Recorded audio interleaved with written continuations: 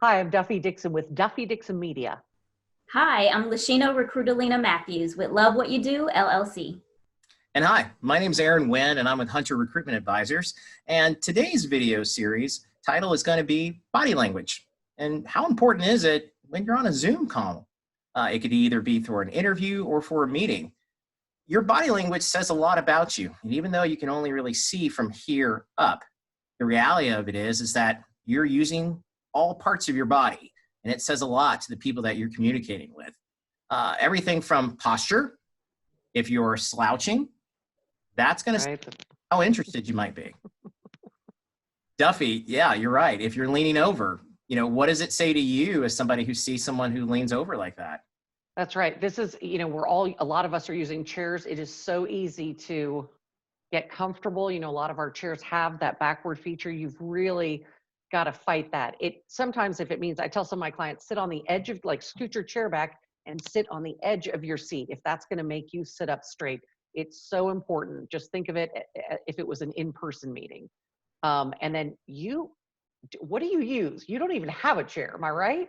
Yeah, the entire video series that we're doing here is I'm standing. I actually prefer to stand. It helps me to feel a little bit better. I know for a lot of folks sitting all the time, and we'll talk about the number of Zoom calls that we're doing.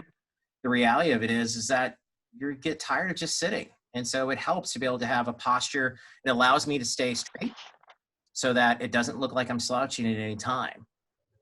Lashina, when it comes to the candidates and how you're preparing them, I know Duffy gave a great recommendation for some of her clients.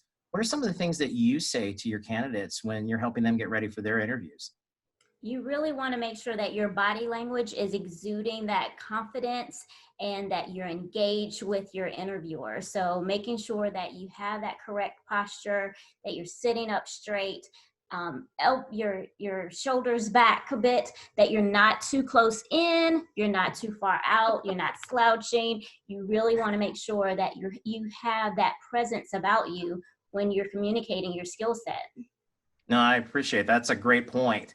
Now, we've gotten the body posture we've talked about, but sometimes you laugh, you get excited, sometimes you're reacting to people. Duffy, what's an appropriate reaction, or how should we learn how to react in this new media?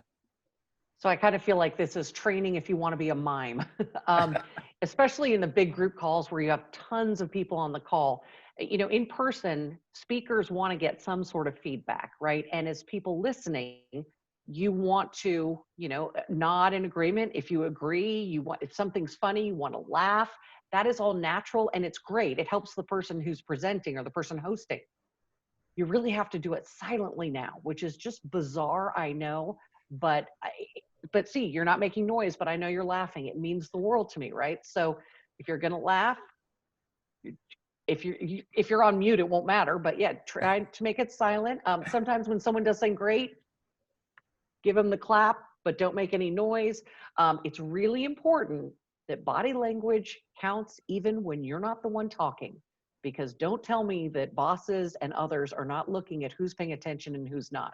So for that, you don't want to be looking down at your phone. If you have a swivel chair, for the love of all that's holy, please don't swivel. That just tells me I'm so bored, get me out of here. So yeah, you've got to think of it. That's why they call it Zoom fatigue, right? Because it's exhausting. Lashina, you are doing a lot of this video conferencing now. We all are. Do you feel like it's more draining? It is so draining. It's just because you're constantly in a mode of looking at a device when normally we have a chance to look at other people and look off into the surroundings, but right now it's all about looking at the screen and looking at the camera, making sure that you have that eye contact with the camera so that the other person can really see that you're engaged. It's funny, Lashina, because we're all busted. Yeah, we're all busted. and even now, I see you giving explanations with hand motions over the camera. What are some of the tips or advice that you would hand to a candidate or even to the hiring team about the use of their hands on camera? Yes, we're all hand talkers, and I am definitely guilty of being a hand talker. So make sure that when you're talking with your hands, the great thing is that we have a small frame that we're working with. So we can still talk with our hands, but we can talk with them down here instead of talking with them up in the frame. And in that way, you're not distracting to the other person, but you're still able to feel comfortable and personable when you're having your talking and you're engaging. You guys are just so wonderful. I've been enjoying these series that we've been doing, and it's just, it's just like we're sitting down in our living room just chatting it up. But in this case, we have our viewers. So we really want to say thank you to all of our viewers for tuning in.